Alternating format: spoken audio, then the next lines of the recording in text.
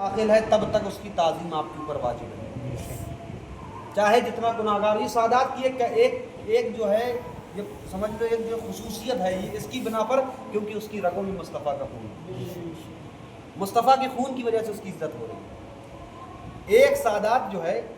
قابل تعظیم ہے، اگرچہ وہ گناہگار ہو، چاہے جتنا بڑا گناہگار ہو، اگر مسلمان ہے، اس کے اعمال صحیح نہیں ہے، مگر وہ اللہ اور اس کے رسول کے تعلق سے اس کا عقیدہ ہے، تو اس کی تعظیم ہم پر واجب ہے۔ اور اگر عقیدہ خراب ہو جائے، رسول اللہ صلی اللہ علیہ وسلم کا گستاخ ہو جائے، تو پھر وہ سادات جو ہے وہ تعظیم کے لائق نہیں، بلکہ جو ہے اس کو دھتکار کے بھگا دیا جائے، وہ مسلمان ہی نہیں۔ ہاں مگر اب یہ نہیں، اب ہر سید جو ہے قابل تعظیم ہے، مگر ہر سید قابل اطاعت نہیں ہے۔ ہم اس سید کی اطاعت کریں گے جو ہمیں دین کی طرف لے جائے گا، جو ہمیں نماز روزے کی تلقین کرے گا، جو ہمیں شریعت کی بات بتائے گا، جو ہمارے دل میں خدا کا خوف ڈالے گا۔ ہم اس سید کی تعظیم بھی کریں گے اور اس کے بتائے ہوئے راستے پر چلیں گے۔ اب سید چوری کر رہا ہو تو کیا آپ چوری بھی کرنے لگے؟ تو ہر سید قابل تعظیم ہے مگر قابل اطاعت نہیں ہے، یعنی اس کی پیروی نہیں کریں گے، پیروی اسی سید کی کریں گے جو شریعت کے نقش قدم پر چلتا ہے نا۔ تو کہنے کا مقصد یہ ہے کہ خانقاہوں سے جڑیں، اور سیدنا غوث اعظم کا یہ مقام ہے، یہ ولایت ہے کہ شاعر کہتا ہے کہ غوث اعظم ہے اعظم مقام آپ کا، اس لیے ہر ولی ہے غلام آپ کا، اور مظہر اہل سنت کا دشمن ہے وہ، یعنی اہل سنت والجماعت کا مظہر اہل سنت کا دشمن ہے وہ، جس کے دل میں نہیں احترام آپ کا، جس کے دل میں سرکار غوث اعظم کی عزت نہیں، محبت نہیں، تو وہ اہل سنت والجماعت کا دشمن ہے، بلکہ وہ مسلمان ہی نہیں، کیونکہ جو ولیوں کا گستاخ ہے اس کا ایمان کمزور ہے، اس کا ایمان کمزور ہے۔ جو ولیوں کی شان میں گستاخی کرتا وہ ایمان والا کہاں ہے؟ جو یہ کہے کہ یہ قبر پجے ہیں معاذ اللہ، ارے یہ وہی اللہ کے ولی ہیں جن کے صدقے میں، جن کی بارگاہ میں جا کر جب ہم ان کے وسیلے سے اللہ کی بارگاہ میں دعا کرتے ہیں تو اللہ ہماری دعا کو قبول کرے۔ ہم بزرگوں کے آستانوں پر اس لیے جاتے ہیں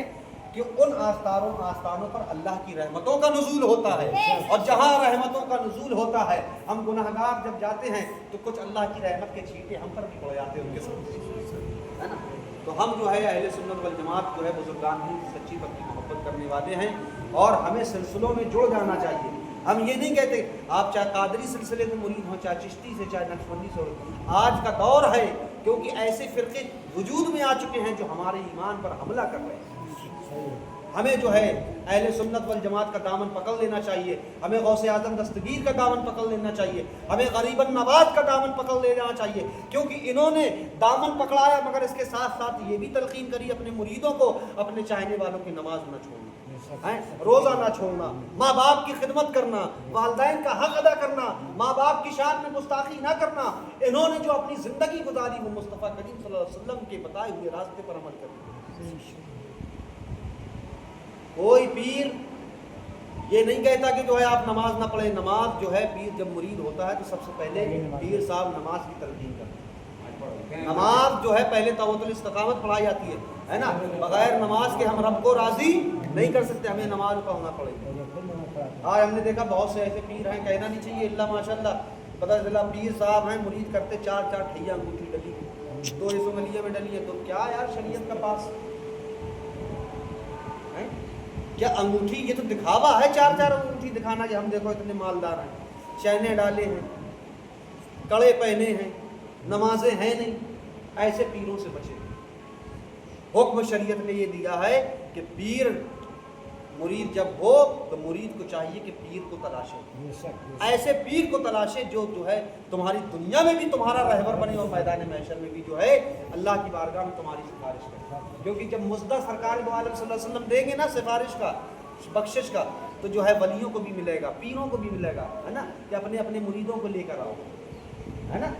یہ سلسلہ ہے، یہ رسی، اگر ہم نے جو اللہ کی رسی، یہ اللہ کی رسی کون؟ یہ نہیں نیک بندے ہیں، یہ اللہ کی رسی ہیں، یہ وہی ہیں جو اللہ سے ڈرتے تھے، جن کے دلوں میں اللہ کا خوف تھا۔ وَقُولُوا يَا أَيُّهَا الَّذِينَ آمَنُوا اتَّقُوا اللَّهَ، ایمان والو اللہ سے ڈرو، وَقُولُوا مَعَ الصَّادِقِينَ، اور سچوں کے ساتھ ہو جاؤ۔ جب ہم غوث اعظم دستگیر کے ساتھ ہو جائیں گے، جب ہم غریب النواز کے ساتھ ہو جائیں گے، جب ہم جو ہے سیدنا مسعود سالار غازی رحمۃ اللہ علیہ کا دامن تھام لیں گے، جب ہم سیدنا وارث دیوا کا دامن تھام لیں گے، جب ان کا دامن پکڑ کے ہم پہنچیں گے قبر میں اور حشر میں تو کل میدان محشر میں اللہ بھی ہم سے راضی ہو جائے گا رسول، مگر شرط یہ ہے کہ ان کا دامن ہی تھام لینا کافی نہیں ہے، بلکہ ان کا دامن تھام لینے کے بعد نمازوں کی بھی پابندی کرنا ہے، ہمیں روزوں کی بھی پابندی کرنا ہے، ہمیں ماں باپ کا بھی ادب کرنا ہے، ہمیں شریعت کے بتائے ہوئے ہر راستے پر چلنا ہے، کیونکہ انہوں نے جو بتایا ہے یہ وہی بتاتے ہیں جو اللہ رسول کا پیغام ہے۔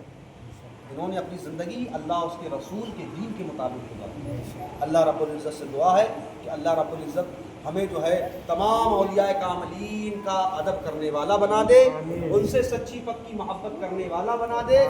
اور ان کے صدقے میں جو ہے ہماری تمام حاجات پریشانی حاجات کو پورا فرما کے ہماری تمام پریشانیوں کو دور فرما دے۔ وصلی اللہ تعالی اور ہمارے ایمان و عقیدے کی حفاظت فرمائے۔ وصلی اللہ تعالی علی خیر خلقہ ونبی